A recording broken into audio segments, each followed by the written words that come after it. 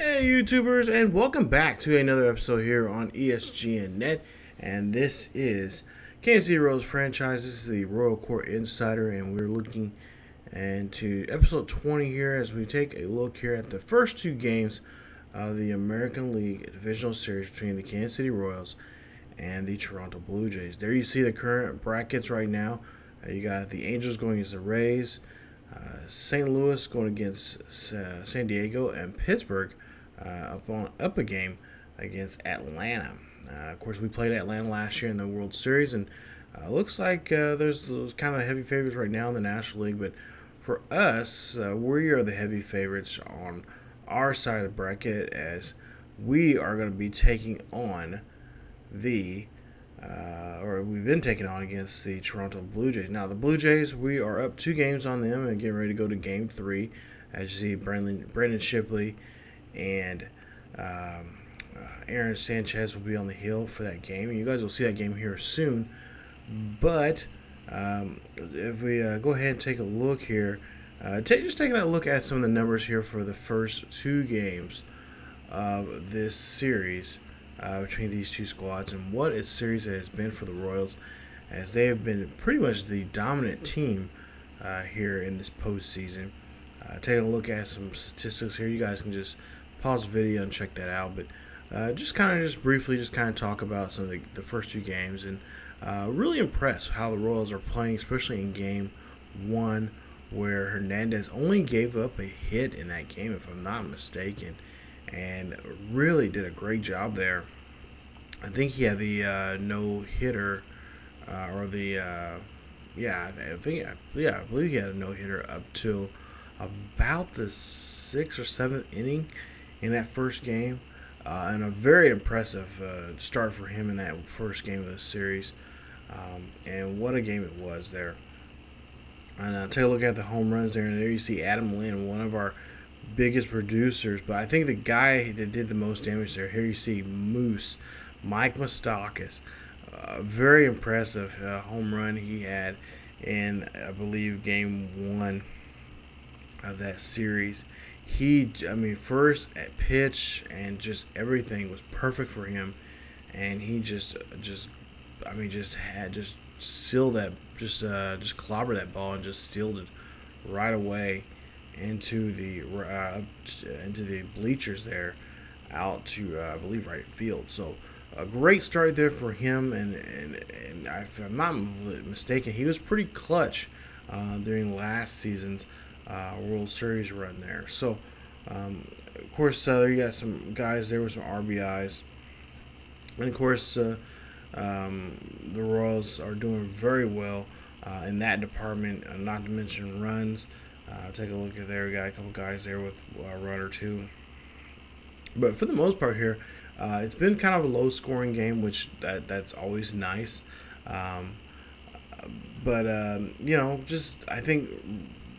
Overall, offensively, I think we've been doing great. Defensively, we've been doing awesome.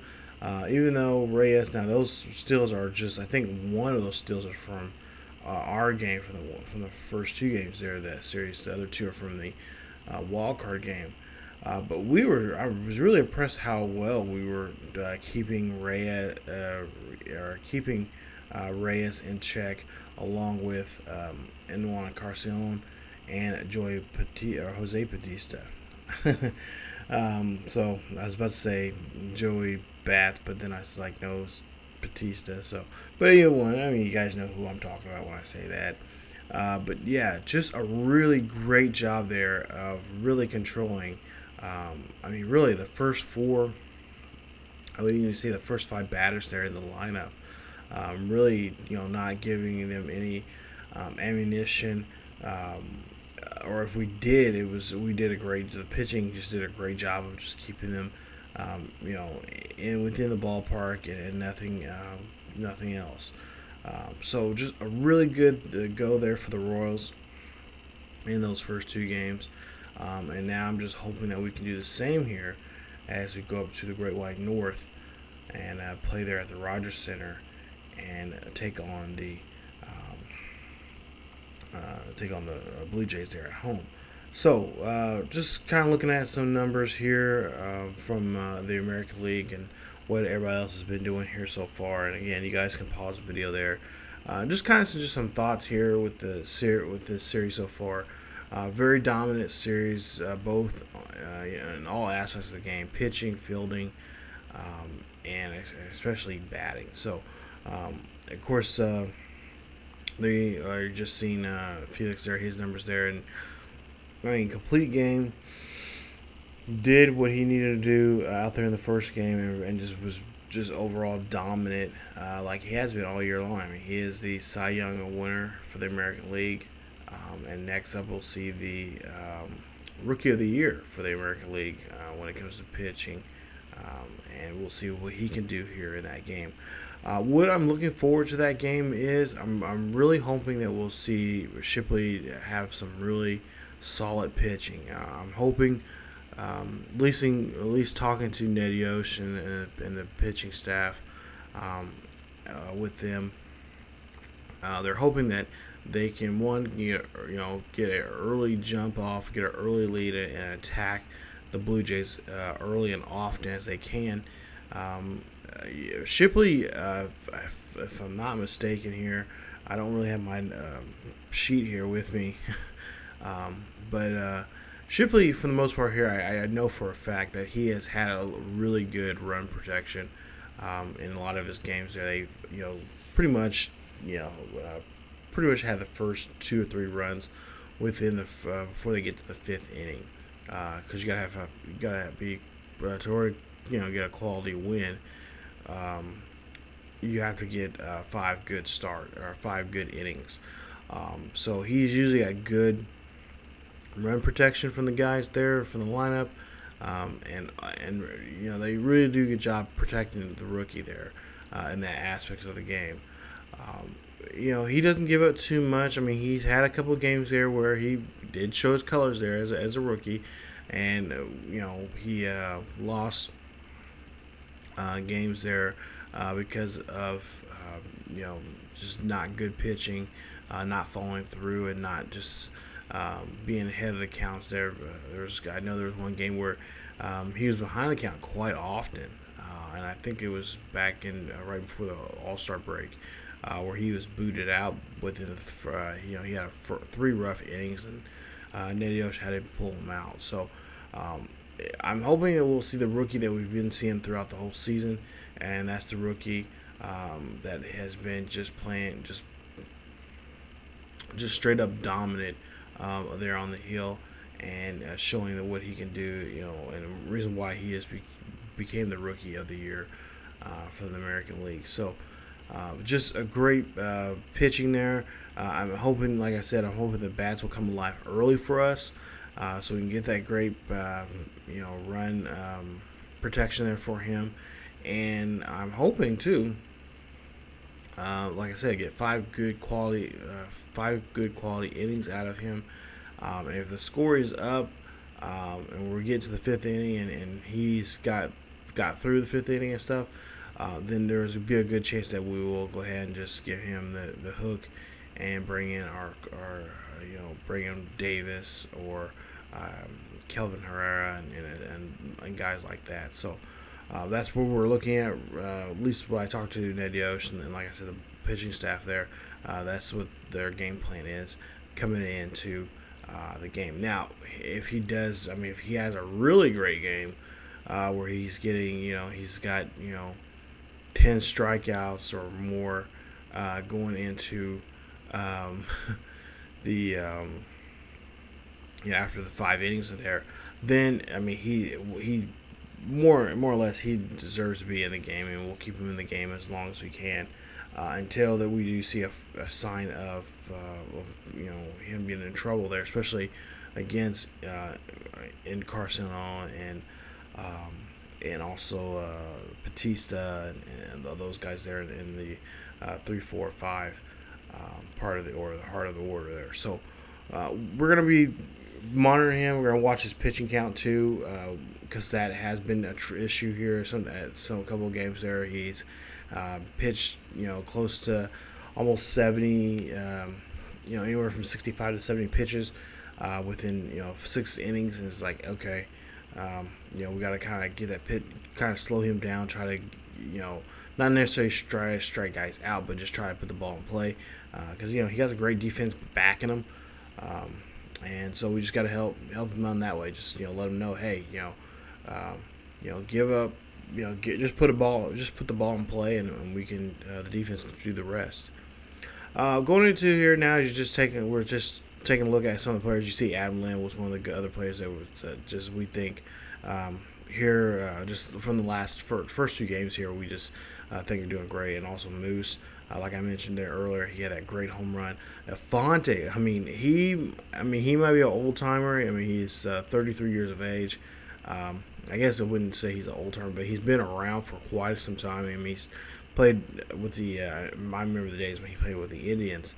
But he is definitely a guy that can really rattle the bat, and he did so there in game 2. Had a great performance there, and again, he's just one of those great guys that, as you see there, he's a very good utility player, playing on the left side of the field and also in the outfield there. So, like I said, there's gonna be some moving around here, especially as we go. If we get to like I said, hopefully we can go into Toronto and just do a great job and get out of there so we can get those extra days. But there will be some shifting around as we go to the second half of the season, because the next part of the season, next level, or next round there in the championship round, because we may see him out in the outfield there in some cases here, and also I believe we may end up using him in some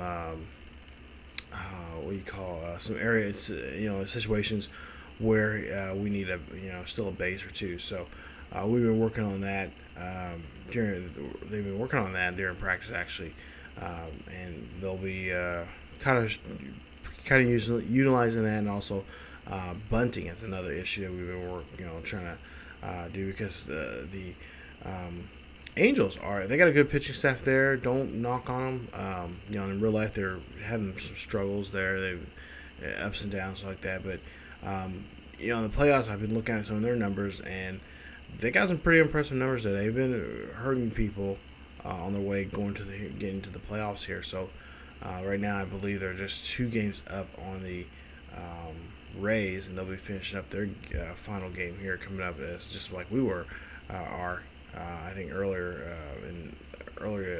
the next I think they got the afternoon game there. So those are gonna be guys that we're gonna have to really have to focus on. But right now we're gonna have to go back and before we even think about moving to the next round, we just gotta really put like Batista there. You see his numbers so far this season, what he has done. Jose Reyes for the Blue Jays is another guy that we're going to be looking at here.